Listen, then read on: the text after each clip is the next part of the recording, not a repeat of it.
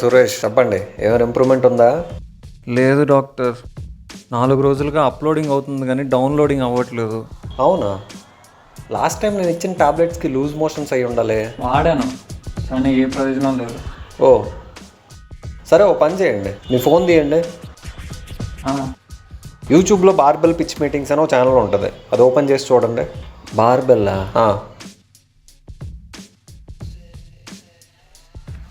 Review. Hi.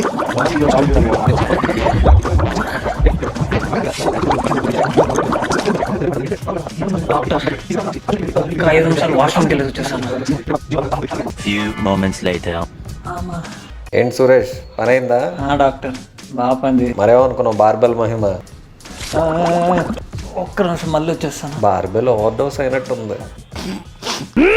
May I have your attention, please? May I have your attention, please? పుర ప్రజలకు శివగాడి స్వాగతం. ఈ రోజు మనం రివ్యూ పేరుతో రోత చేసే ఈ వింత జీవుల గురించి మాట్లాడుకోబోతున్నాం. కాస్ట్లీ షర్ట్ వేసుకుని క్రష్ ఇంప్రెస్ చేయడానికి వెళ్తుంటే షర్ట్ పైన కాకి రెట్టేసినట్టు సరదాగా సినిమాకి వెళ్దాం అనుకుంటే ఆ కాకి రెట్టలా, సాయంత్రం అవగానే తలపైన తిరిగే దోమల గుంపుల, సినిమా రిలీజ్ అవ్వగానే వీళ్ళ రివ్యూస్ వస్తాయి. రివ్యూ అనగానే సినిమా ఎలా ఉంది, యాక్టర్స్ యాక్టింగ్ ఎలా ఉంది, యాక్చువల్లీ అలా చెప్పే ఛానల్స్ కూడా ఉన్నాయి, కానీ ఆ ఛానల్స్ కి ఈ వీడియోకి సంబంధం లేదు. ఇంకా ఈ వీడియోలో మనం మాట్లాడుకోబోయే వీళ్ళు అది అలా ఉంది, ఇలా చేస్తే బాగుండు, ఇది ఇలా ఉంది, అలా చేస్తే బాగుండు, రాడ్డు బొక్క అనే సినిమాకి వెళ్లే మూడు ఉత్సాహం సర్వనాశనం చేస్తారు. వీళ్ళ గురించి వీళ్ళిచ్చే బిల్డప్ ఎలా ఉంటుందంటే టీఎఫ్ఐ యొక్క టెస్టికల్స్ వీళ్ళు లేకపోతే తెలుగు సినిమా ఇండస్ట్రీయే లేదన్నట్టుగా ఉంటుంది. ఇప్పుడు టెస్టికల్స్ అనగానే బూత్ అనేసుకోకండి, అది మనం చదువుకున్న టెక్స్ట్ బుక్ లోని పదమే. ఇలా వీళ్ళిచ్చే బిల్డప్ కి మీరెళ్ళి సినిమా తీయంటారా మరి అని మాత్రం అన్నాం. ఎందుకంటే ఇంతకు ముందు చెప్పినట్టుగా బిర్యానీ బాగుందో లేదో చెప్పడానికి బిర్యానీ కుక్ చేయడం రావాల్సిన అవసరం లేదు, తింటే చాలు. కానీ కుకింగ్ రాకపోయినా ఆ బిర్యానీ ఎలా కుక్ చేస్తే బాగుంటుంది, మసాలా ఎంత వేస్తే బాగుంటుంది, ఇంగ్రీడియంట్స్ ఏవేవి ఎంత వేస్తే బాగుంటుంది అని సొలు చెప్తేనే చిరాకు దొబ్బుద్ది. మనోళ్ళు చేసేది కూడా అదే. డైరెక్షన్ ఎలా ఉండాలి, సినిమాటోగ్రఫీ ఎలా ఉండాలి, ఒక మూవీని ఎలా తీయాలి అని పీకడం రాకపోయినా పీకే విధానం గురించి చెప్తూ ఉంటారన్నమాట. వీళ్ళ రివ్యూ వీళ్ళ ఒపీనియన్ లా చెప్తే ఓకే, కానీ అలా చెప్పరు. వీళ్ళకి నచ్చకపోతే ఎవరికి నచ్చకూడదు, వీళ్ళకి నచ్చితే అందరికి నచ్చేయాలన్నట్టు చెప్తారు. For example, Liger is a champion. వాళ్ళ మైండ్ సెట్ ఎట్లుంటది, ఎగ్జాక్ట్ గా యాప్ట్ గా రిప్రజెంట్ చేసిర్రు. వీఆర్ 100% కుష్. లౌడ్ అనిపిస్తే వెళ్ళి ఎవరిదన్నా. ఇప్పుడు అర్థమైందా వీళ్ళని ఎందుకు రోజ్ చేస్తున్నామని? ఈయనకు నచ్చింది ఇంకొకటికి నచ్చకపోతే వెళ్ళి ఎవడదైనా అంట. భయ్యా, తల ఒక డైరెక్షన్ లో ఊపితే బొగ్గలు ఇంకో డైరెక్షన్ లో ఊగే ఏజ్ కి దగ్గర అవుతున్నావు. ఈ ఏజ్ లో ఈ యాటిట్యూడ్ అవసరం అంటావా? సరేగానే ఖాళీ టైంలో ఏం చేస్తుంటావు? వెళ్ళి ఎవరిదన్నా. మరి బిజీగా ఉన్నప్పుడు ఏం చేస్తుంటావు? వెళ్ళి ఎవరిదన్నా. మరి అలా చేసి బోర్ కొడితే వెళ్ళి ఎవరిదన్నా. వీళ్ళకి తెలుగు సినిమా పెళ్ళమైతే మలయాళం సినిమా రంకు పెళ్ళం లాంటిది. ఇలా వచ్చిన తెలుగు సినిమాలన్నింటినీ తిడుతూ మలయాళం సినిమాలన్నింటినీ పొగుడుతూ ఉంటే అనిపిస్తుంది.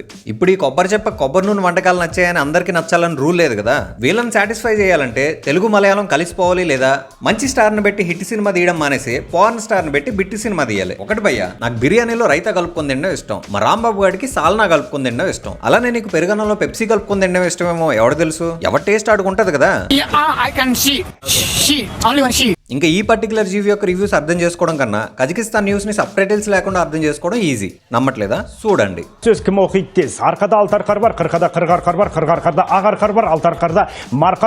ఈ వీడియో మన భాష కాదు కాబట్టి అర్థం కాలేదు అనొచ్చు. ఇప్పుడు మీడియోకర్ రైటింగ్ ని నాస్టాల్జియా క్యూట్నెస్ లో ప్యాకేజ్ చేసి నా భూతో నా భవిష్యత్ అని పబ్లిసైజ్ చేసి మన మీద వదులుతారు. బట్ లాంగ్ రన్ లో మనం ఏం అచీవ్ చేస్తున్నట్టు?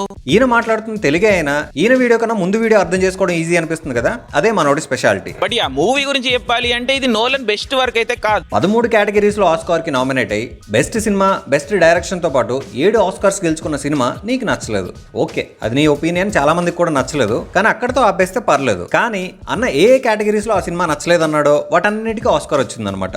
మాకు ఎగ్జాంపుల్ కావాలరా గూట్లే అంటారా? చూడండి, డైరెక్షన్ అంతగా ఎక్కలేదన్నావు, అదే సినిమాకి బెస్ట్ డైరెక్టర్ ఆస్కార్ వచ్చింది. బట్ ఇంటర్నెట్ మాత్రం మీకు సిలియన్ మర్ఫీ జీవించిండు, రాబర్ట్ డౌనీ అదరగొట్టిండు అని చెప్తా ఉంటది. కానీ వాస్తవం ఏంటంటే వాళ్ళు మనల్ని పెద్దగా కదిలించరు, emotionally speaking. Cillian Murphy, Robert Downey junior acting నచ్చలేదా? అందుకే సినిమాకి వెళ్ళేటప్పుడు నీ స్పెట్స్ పెట్టుకెళ్ళాలి. ఇంకెవరితో పెట్టుకెళ్ళినట్టున్నావు, నీకేం కనిపించలేదు అక్కడ. నువ్వు ఎవరి యాక్టింగ్ అయితే నచ్చలేదన్నావో వాళ్ళిద్దరికి ఆ సినిమాకి ఆస్కర్స్ వచ్చాయి. ఆ ఫిల్మ్ మూమెంట్ అయితే నాకు చాలా సార్లు కనిపించింది అండ్ డిస్ట్రాక్టింగ్ గా కూడా ఉండే. అండ్ మూవీలో మెజారిటీ షాట్స్ క్లోజ్ అప్స్ అవ్వడం, ఫాస్టర్ అపర్చర్స్ లో షూట్ చేయడం, మూవీ చాలా చోట్ల సాఫ్ట్ ఉండే. సినిమాటోగ్రఫీ బాగాలేదన్నావు, దానికి కూడా ఆస్కర్ వచ్చింది.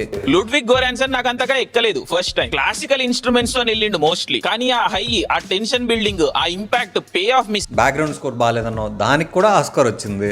పట్టిందల్లా పెంట రివ్యూ అయితే ఎలా భయ్యా? ఇదే ఆస్కార్ వాళ్ళు వింటే అర్జెంట్ గా నీకు ఒక ఆస్కార్ ఇచ్చి దానిపైన నిన్ను కూర్చోబెడతారు. ఇలా మనోడు ఈ సినిమాలో ఏమేమి నచ్చలేదన్నాడో వాటన్నిటికీ ఆస్కార్స్ వచ్చాయన్నమాట. దీంతో మీరు అర్థం చేసుకోవచ్చు మనోడు రివ్యూలు చెప్పడంలో ఎంత తోపో. యాజ్ ఎక్స్పెక్టెడ్ క్రిస్టఫర్ నోలన్ సినిమాలు పెట్టిన బడ్జెట్ రికవర్ చేసే పొజిషన్ లో ఉంటలేవు.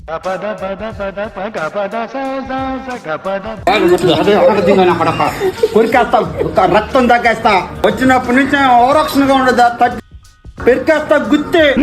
అగైన్ బంగారు రాజులో నడుస్తాయి ఇవన్నీ. కానీ మీరు న్యూ ఏజ్ కదా, లేదు మేము కూడా అలాంటి సినిమాలే తీస్తామంటే అలాంటప్పుడు అవే చూస్తాము. Because they have bigger budgets and beautiful people. అలాంటప్పుడు అవే చూస్తాము. Because they have bigger budgets and beautiful people. అంటే ఇప్పుడు నీకు సుహాస్ అందంగా కనిపించట్లేదని ఆ సినిమా చూడొద్దు అంటావు. ఇప్పుడు ఈ చింపిరి చుట్టూ లారీ అద్దాలు డ్రైనేజ్ లాంటి నోరేసుకుని సుహాస్ కన్నా అందగాడిని అనుకుంటున్నావు ఏంటి? నువ్వు రెడ్ బుల్ తాగితే ఆ రెడ్ బుల్ లోడ్ కూడా red bull gives you wings అనే ట్యాగ్ లైన్ మార్చేసుకుంటాడు. నీకు వింగ్స్ ఇచ్చినా బొక్క యూజ్ లేదని. భయ్య మన ఇద్దరు బాడీస్ కి బ్లాక్ డ్రెస్ వేస్తే కాల్తో ఓపెన్ చేస్తే కుప్పతోట్లా ఉంటాం. సో మన ఇద్దరికి ఇంకొకరి అందం గురించి మాట్లాడే హక్కు లేదు. సారీ భయ్య, బేసికల్లీ నేను బాడీ షేమింగ్ చేయను, కానీ అవతలోడు ఇంకొకటి చేస్తుంటే నాకు ఆటోమేటిక్గా వచ్చేస్తుంది అనమాట. అయినా అన్నం చూస్తే నాకు పాట పాడాలనిపిస్తుంది. ఏం పాట గురుజీ?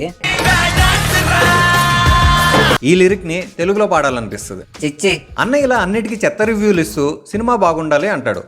మేము అలా ఉండాలి అంటే మీరు ఇప్పుడు మమ్మల్ని వదిలే. ఫస్ట్ మూవీ చూడండి అండ్ తర్వాత ఈ వీడియో చూడండి. రివ్యూలు ఎందుకు చూస్తారు? సినిమా బాగుందో లేదో తెలుసుకోవడానికి. సినిమా చూసాకైతే మనకంటూ ఒక ఒపీనియన్ వచ్చేస్తుంది. ఆ తర్వాత ఈ కొబ్బరి నూనె ఒపీనియన్ తో మనకేం పని, టైం బొక్కగానే. ఇంకా మనోడికి విజయ్ సినిమాలు అంటే అస్సలు పడదు. టీజర్లు ట్రైలర్ల దగ్గర నుంచి నెగిటివిటీని స్ప్రెడ్ చేస్తూ ఉంటాడు. విజయ్ దొరకంటే చెప్పాడంట దిల్ రాజు గారికి, దట్ సార్ ఒక బ్యాచ్ రెడీ అవుతుంది, నాతో సినిమా చేస్తే మీరు దానికి రెడీ ఉన్నారని. ఆ బ్యాచ్ లో రెండో ముత్తైదు నువ్వే కదా భయ్యా? ఏంటి రెండో ముత్తైదు అంటున్నానా? మొదటి ప్లేస్ లో వేరే వాళ్ళకి అచీవ్ ఫేస్ ఉన్నారు కదా.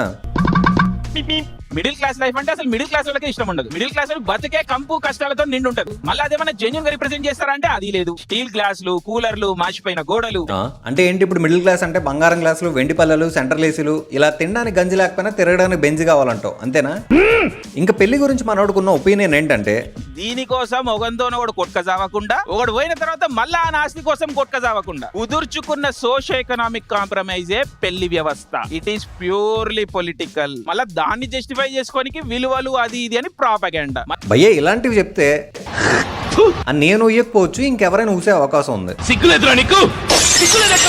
నేను అడగకపోవచ్చు, ఇంకెవరైనా అడిగే అవకాశం ఉంది. ఇంకా మనోడు తన లైఫ్ లోనో తన ఫ్రెండ్స్ లైఫ్ లోనో జరిగిన విషయాలను తీసుకొచ్చి జనరలైజ్ స్టేట్మెంట్లు ఇస్తూ ఉంటాడు అనమాట. ఫర్ ఎగ్జాంపుల్, గవర్నమెంట్ జాబ్ కాకపోతే ఐటీ జాబ్ అయినా మాకు ఓకే, కానీ జాబే కావాలి అంటారు కదా. అలాంటిదే ఇది కూడా. రిసెషన్ వస్తే ఐటీ జాబ్ వీక్తది. ఎక్స్ బాయ్ ఫ్రెండ్ కూడా గ్రీన్ కార్డ్ తో ల్యాండ్ అయితే పెళ్ళం వీక్తది. భయ్య డబ్బు కోసమే ఉండే అమ్మాయిలు ఉన్నారు కాదన్ను, కానీ అందరూ అలాగే ఉంటారని ఎలా స్టేట్మెంట్లు ఇవ్వకు. నీ యూట్యూబ్ వీడియో స్క్రిప్టే ఇంత చండాలంగా రాసుకుంటున్నావు, నీకెందుకు భయ్య సినిమాల గురించి? ఏంటి ఇప్పుడు అసలు నీకు ఎందుకు ఇవన్నీ, ఎందుకు అలా? ఇన్ని వీడియోస్ లో మనోడు చెప్పిన ఒకే ఒక కరెక్ట్ పాయింట్ ఏంటంటే, మేము చిల్లరగాళ్ళం, మావులగాళ్ళం. కరెక్ట్, ఇది కరెక్ట్ గా చెప్పేవయ్యా. రీసెంట్ గా న్యూస్ లో చూసా, దేశంలో అరమంటల సంఖ్య పెరుగుతుందని. ఎవరు అక్కడ రగడన్న సబ్స్క్రైబర్స్ పెరుగుతున్నారనింది? నువ్వు లైట్ తీసుకో అన్న, వాళ్ళు అలాగే అంటారు. తర్వాత మనం మాట్లాడుకోబోతున్నాం టీఎఫ్ఏ యొక్క సెకండ్ టెస్టికల్ బోర్వెల్ బార్బెల్ గురించి. ఈ జీవి ఛానల్ రివ్యూస్ కి తక్కువ, కాంట్రవర్సీల్ కి ఎక్కువ, జనాలకు పరిచయం. సినిమా రివ్యూలు చెప్పే ఈ బ్యాక్టీరియాకి సినిమా నాలెడ్జ్ శూన్యం. అది నేను చెప్పలేదు, ఆయనే చెప్పాడు. చెప్తున్నా నామ్ నిషాన్ సినిమా విషయంలో మనకు ఏమీ తెలియదండి. నాకు సినిమా గురించి మీరు గట్టిగా 10% అడిగారు అనుకోండి, అయిపోతాను నేను. అడగకపోయినా మనం అదే అనుకో. అంటే మొన్న పాలిటిక్స్ పైన చేసిన వీడియోలో వైసీపీకి 120 సీట్స్ పైన వస్తాయన్నావు కదా, అప్పుడే అర్థమైందిలే. అంతా ఓకే గానీ ప్రతి వీడియోలో ఎక్స్ప్రెషన్ ఎందుకు భయ్యా? హార్పిక్ యాడ్ లో వచ్చే క్రిమిలా పడతావు. కుక్కలకి బొక్కలంటే ఇష్టం, మన బోర్వెల్ కి సినిమాలోని బొక్కలంటే ఇష్టం. సినిమాలో 10% బొక్కలుంటే వీడియో మొత్తం ఆ 10% మీదే ఉంటుంది. మిగిలిన 90% గురించి అడిగితే మనోడు రిప్లై, ఏమో సార్ నాకు కనపడదు. ముందు మాట్లాడిన జీవి మలయాళం సినిమాలకైనా పాజిటివ్ రివ్యూ ఇస్తాడేమో గానీ ఈ జీవి మాత్రం ప్రతి దానికి నెగిటివ్ రివ్యూ ఇస్తూ జనాలతో ఇలా కమెంట్ సెక్షన్ లో దొబ్బులు తింటూ ఉంటాడు.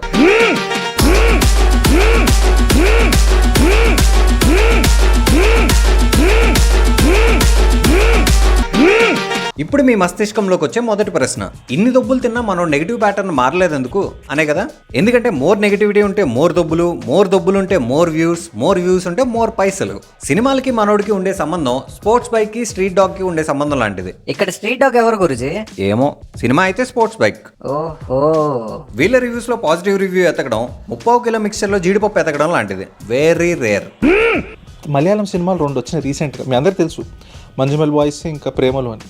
దాన్ని తెలుగులో డబ్ చేసి యూఎస్లో కూడా రిలీజ్ చేస్తాం. కానీ మనం మాత్రం మంచి సినిమాలు తీయం. ఇక్కడ అన్నయ్య ఏమంటున్నాడు, ప్రేమలో మంచి సినిమా అని. ఇప్పుడు ఇది చూడండి. ప్రేమాలు అన్నారు కదా, ఎంతో హైప్తో నాకు ఇదే కావాలి, నాకు ఇదే కావాలని చెప్పి ఎతికెతికి చూసా, ఏం లేదు అక్కడ డొల్లా.